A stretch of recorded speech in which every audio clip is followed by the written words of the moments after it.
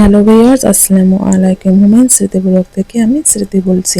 যে যেখান থেকে আমার ভিডিওর সঙ্গে আছেন তাদের সবাইকে অসংখ্য অসংখ্য ধন্যবাদ। পরিস্থিতি মানুষকে সবকিছু মানিয়ে নিতে শেখায়। জীবনে এমন কিছু কিছু বিষয় আছে যেটা লাইফে কখনোই ঘটে না, সেটার জন্য কিন্তু প্রস্তুত থাকতে হয়। কেননা কখন যে কি বিপদ এসে পড়বে সেটা কিন্তু কখনোই বলা যায় না। আজকে আমরা বাসায় যাচ্ছি। ২ দিন থেকে কিন্তু আমাদের বাসায় আমরা আছি। কিন্তু মোরসালিন সকালবেলা থেকে কান্না করছে, আর থাকবে না। ও কিন্তু এরকমই ১-২ দিন যেহেতু ছিল আর থাকতে চাচ্ছে না। কিন্তু সকাল সকাল তো আর যাওয়া হবে না, সেজন্য কিন্তু আমরা বিকেলবেলায় যাব। এই তো আমরা বাসায় যাব। এদিকে কিন্তু কলিজা নিয়ে এসেছে, কলিজাগুলো কিন্তু আমি নিজে রান্না করব। সেজন্য আমি পাতলে কিন্তু কিছুটা পরিমাণে গরম পানি বসিয়ে দিয়েছি। কলিজা যখন রান্না করা হয় তখন কিন্তু অনেক অনেক বেশি ময়লা যে থাকে সেটা বোঝা যায় না। যখন গরম পানি দিয়ে একটু ধোয়া হয় তখন দেখবেন পানিটা কিন্তু অন্যরকম হয়ে গেছে।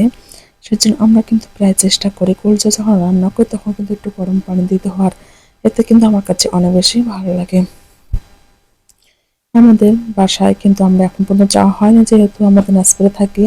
দিনাজপুর থেকে সোজাই কিন্তু আমরা আমার ননদের বাসায় এসেছিলাম। এখান থেকে আজকে আমরা বাসায় যাব।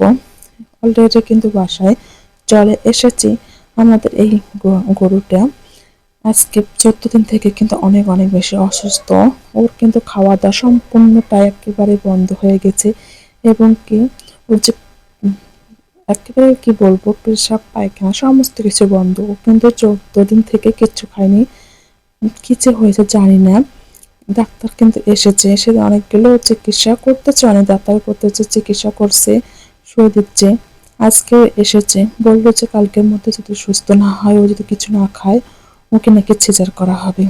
যেহেতু পেটে বাচ্চা আছে, কিন্তু এটা শুনে তো আমরা অনেকটা বেশি ভয় পেয়ে গেছি। যেহেতু ও একটা পশু, পশু তো বলতে পারছে না যে ওর কোথায় কি সমস্যা হচ্ছে, কিচ্ছু বলতে পারছে না। আমরা যদি মানুষ কোনো সমস্যা হয় আমরা কিন্তু সেটা মুখ ফুটিয়ে বলতে পারি, কিন্তু এভাবে অপশু একটা জিনিস সেটা কিন্তু কখনোই বলতে পারে না। ওর যে কোথায় সমস্যা, কোথায় কি, সেটা কিন্তু কেউ বুঝতে পারছে না। দেখা যাক, আল্লাহ যাই করে ভালোর জন্য তো করবে, তাই না?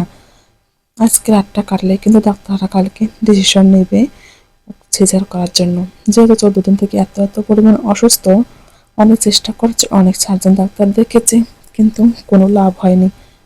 পেটে বাচ্চাটার জন্য কি সমস্যা হচ্ছে নাকি সেটা তো আমরা নিজেরাও বুঝতে পারছি না। এদিকে কিছু রান্না বান্না করেছে, যেহেতু গরু নিয়ে একটু টেনশনে বাসার সবাই আছে।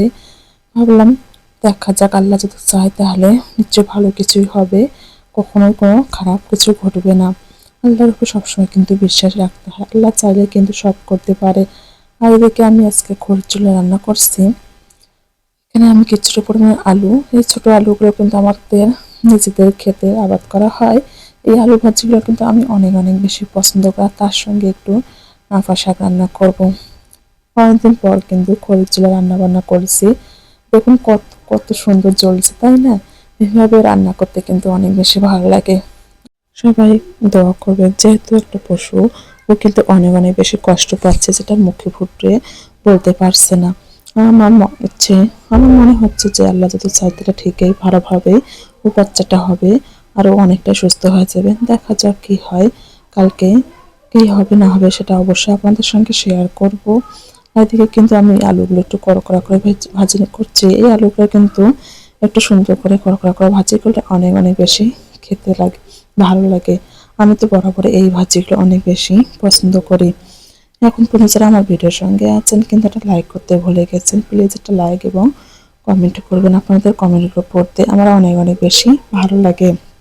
আর কয়েকদিন ধরে কিন্তু আমার এমনিতে মাথা ব্যথা, জ্বর, সেই জন্য ভয়েস দিতে অনেকটা বেশি কষ্ট হচ্ছে। কোনো যদি ভুল হয়ে থাকে তাহলে প্লিজ ক্ষমা করে দেবেন।